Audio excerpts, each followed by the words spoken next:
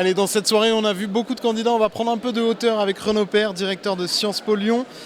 Comment vous analysez cette soirée? Est-ce qu'Emmanuel Macron a réussi à achever le vieux monde politique, les vieux partis politiques, quand on voit les projections, 400 députés, 30%, le PS qui s'effondre, les Républicains qui se tassent dans des proportions finalement assez surprenantes? Si on ne parle pas encore du fond, mais qu'on reste vraiment sur la stratégie, c'est un très grand stratège, puisque personne ne l'annonçait, ou en tout cas très peu ne l'annonçait il y a encore quelques mois. Et il arrive à vraiment à gommer une partie de la gauche de gouvernement au moment de l'élection présidentielle, et vraisemblablement au premier tour de l'élection législative, il fait la même chose avec la droite. Donc on pourrait dire qu'effectivement, du côté de la stratégie, ça a gagné. Après, il y a toute une série d'incertitudes sur cette nouvelle majorité. Mais je dis quand même une chose, 390 à 445. On est à peu près sur cette échelle à l'heure de la soirée. Donc on est sur une fourchette extrêmement importante. La dernière élection de référence qu'on a sur le sujet, c'est 2002. Et on était bien moins à 365 pour l'UMP. C'est la première fois qu'un seul parti, si on exclut l'alliance avec le MoDem, mais qui est tout de même un peu particulière, qu'un parti à lui seul rassemble environ 400 députés.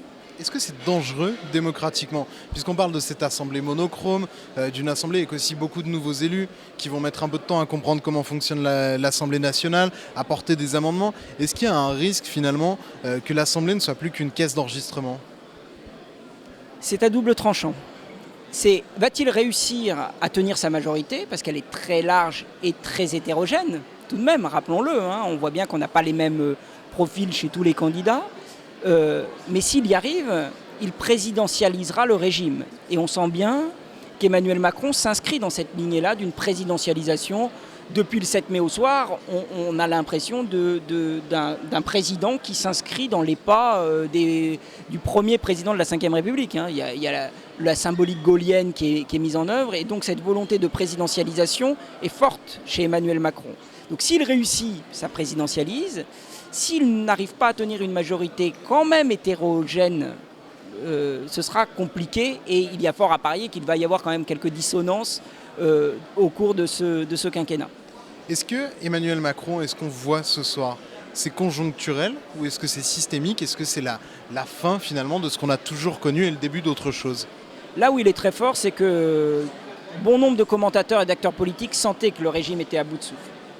Et que ce soit le Parti socialiste ou l'UMP, étaient en train de vivre probablement leur dernier moment, mais peu ont pris le risque à un moment de sortir de là. Je dirais, pour répondre clairement à votre question, qu'on saura si c'est conjoncturel ou structurel dès lors qu'on comprendra ce qui fonde le nouveau clivage. Autrement dit, qu'est-ce qui fait qu'on est En Marche, ou République en Marche, la République en Marche, ou qu'on est chez les Républicains. Et pour le moment, on a beau dire qu'il y a une dynamique La République en Marche sur le plan des clivages, sur le plan de l'idéologie, même si on pouvait ressortir Le progressisme, ça n'existe pas encore.